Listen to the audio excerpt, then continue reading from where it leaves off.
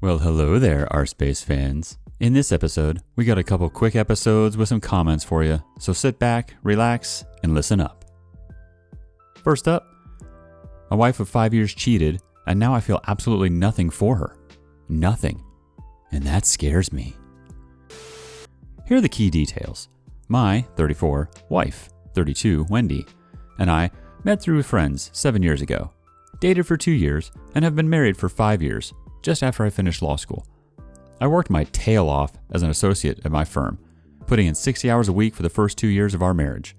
That effort paid off, and I'm doing well professionally. Wendy was a teacher at private school, but as soon as we got married, she quit so she could go back to school for her master's in education, and is currently in an educational doctoral program while working part-time. This was a bit of financial strain since I wanted to pay off my student loans as quickly as possible, but we managed. My wife had an old laptop that she was using when we started dating. I found it in a box in a closet. She said it crashed and wouldn't work any longer. I plugged it in and tried to turn it on. Nothing. When we met, Wendy took pictures of everything, primarily selfies of her with others. Knowing that she must have had some pictures of us from that time, I yanked the hard drive and looked at it. It seemed okay. The problem must have been somewhere else. Wanting to surprise her of pictures when we first started dating, I waited until she left to go visit her sister before I plugged it into a SATA cable connector to my PC. There were pictures there. Plenty of pictures. Some of us were on dates, laughing, smiling. They brought back some good memories. But there were also others of her with different people. One person in particular I remembered. His name was Bob, and Wendy had dated him before me. There were lots of pictures of her and Bob. I wanted to grab only our pictures, so I thought the easiest way would be to organize them by date, figuring the latest pictures would be of only us. But when I clicked them by date, a lot of her pictures with Bob were jumbled up with pictures of us. I began to open the pictures one by one and noticed that in a few of her pictures with Bob, where they were cuddling and kissing, she was wearing a necklace or locket that I had given her as a birthday present in the second year we were dating.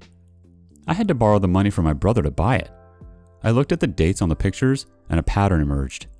On the days and weekends when my school required my undivided attention, the times when she went to her mother's house or her sister's house to give me peace and quiet, she was meeting up with Bob behind my back. I was furious. It felt like fire ants were chewing on my brain, my heart, and my guts. I wanted to punch through the walls, but then something snapped and I went numb. I began to see and think in very cold, analytical terms. I copied all of her pics, all of them, not just those I'd seen, to a flash drive. I packed a bag, grabbed some suits, took the thumb drive, and went to stay with my brother across town. I left her laptop hard drive plugged into my PC with a picture of her kissing Bob on the monitor. The only note I left behind was a sticky note with an arrow on it, pointing to the necklace and locket. Wendy tried to call me from her mother's house, if that's where she really was, but I didn't answer.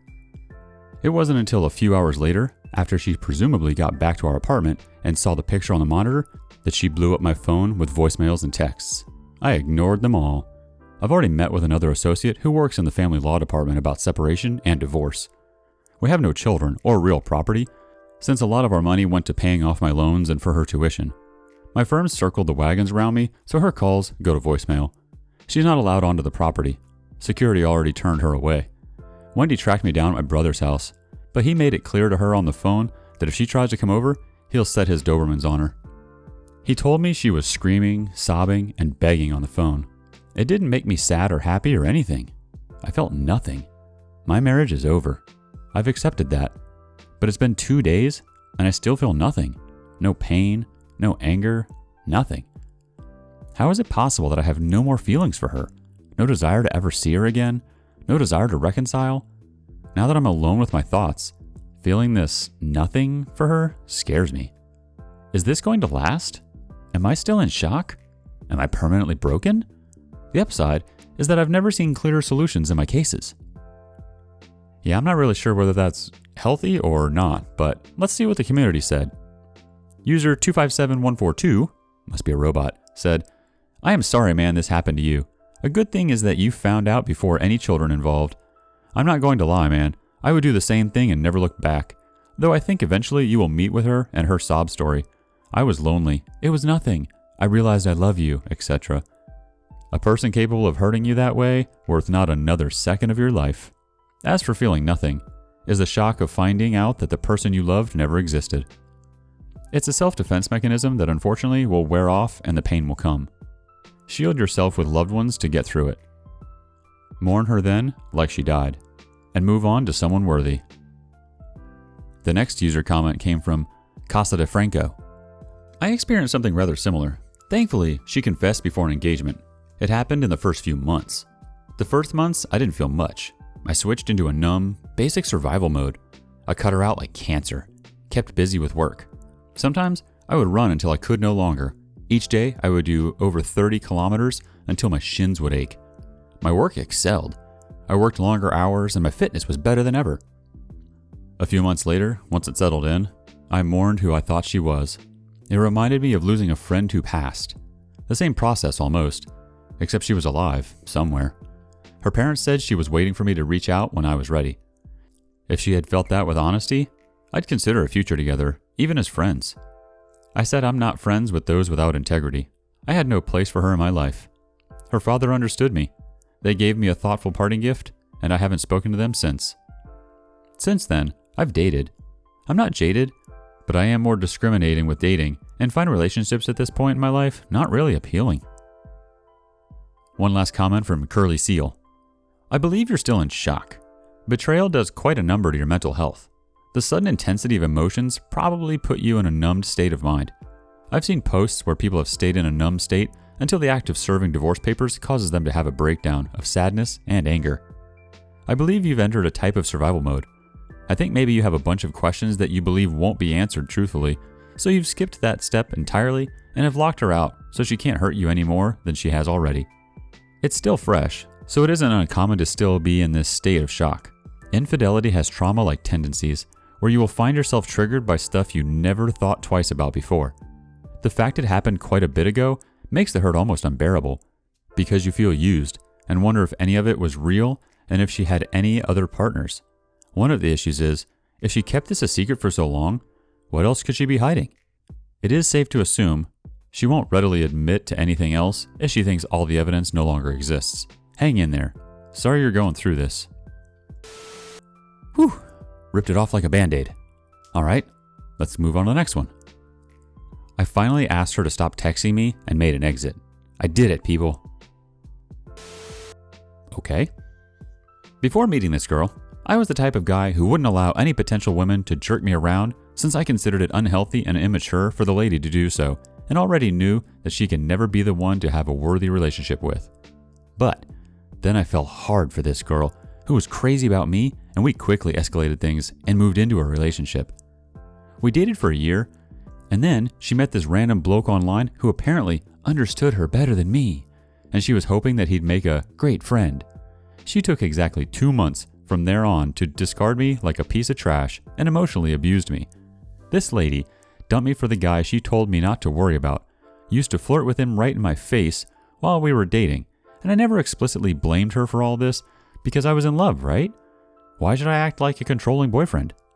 Post the discard, while I lamented her loss for 8 straight months, this lady went on with that guy, flirted heavily with him all this time, and I am not sure what cooked in between them since we're no longer in contact.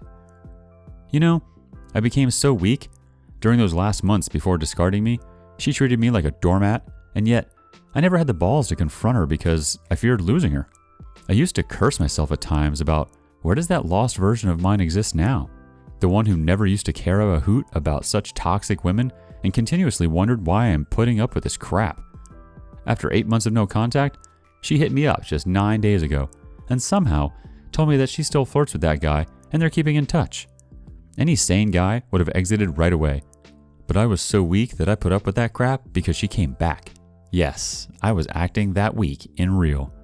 Over the course of the previous 9 days, I had 0 apologies, no remorse from her actions, but rather she kept treating me like trash, replying to my texts after 2 hours, putting in just 1 sentence as a response, and then running away for 2 hours again, coming back and putting in 1 sentence, and then off for 2 hours again, all the while blaming her work and hectic day. I, the weak moron, fell for this lie of hers again, but a part of me was still skeptical that something might be fishy, and what I discovered today was enough for me to have my strength back. This woman, after barely dropping me one sentence, ran off for 2 hours mingling with her affair partner while I was being gaslighted, stating the work and a busy day. I had it enough, honestly. Bloody lies all the time and no respect for me. I've realized that she hasn't changed over 8 months. The lies are still there, she still craves excitement from her flirt buddy, and the top-notch manipulation has gotten all the more worse. I simply told her that I'm walking out. No blame game and nothing. Started the conversation and told her I'm exiting. She tells me that I'm being weird. Maybe, yes I am, but I'm not going to blame her to let her have the way this time. I'm not going to confront her for the lies she's been still telling me. She isn't worth the truth. The weak man stood up for himself today, folks, and I've realized that I would not want this woman in my life ever again. The door will be forever slammed. I'm all teary that I could stand up for myself. I finally found the lost me. Good on you, dude. Let's see what the community wants to say. Where Would I Be said, "Woohoo! Reading this post has me happy on so many levels. For you, for the freedom, for us here in this thread, and for all the BSOs out there. Good for you. Zero apologies is the way to go. Giving me a lot of encouragement this morning. Thank you." Followed up with the OP replying, "Thank you very much. I can't believe that I did it. It just felt so empty today, you know? I didn't feel like a part of me detaching or the pain I had when she dumped me 8 months ago. I felt nothing but peace today. I'm extremely happy that I'm not allowing someone to treat me like a piece of garbage anymore, and I could actually pull it off today." She tried spinning the narrative on me again, at the last moment dropping in a message like, "Consider these our final messages then, since you do not want to talk again." You know what the weak me would have done? He'd have given an explanation to how she's misunderstanding me and rather, how badly I want her in my life, yada yada. I bet she was expecting the same response. But today, I let her realize the fact that yes, it's me who doesn't want to talk to you again and have no shame in accepting it. Pure Karab 4471 popped in with, "That emptiness you feel is not you missing her. It's the void that remains once you get toxic people out of your life and realize that void is really the self-worth, reliance, respect, and love that was destroyed while trying to love the idea of what she was. If you could step outside of yourself and watch the relationship as an observer, you would have seen a terrible Hallmark movie about a man who loses himself in a narcissistic woman. So you are the hero in your own story. Think about what the hero would do and move on with your life and never let her back in. When you least expect it, you'll find someone that actually does meet those ideals. Keep on the path."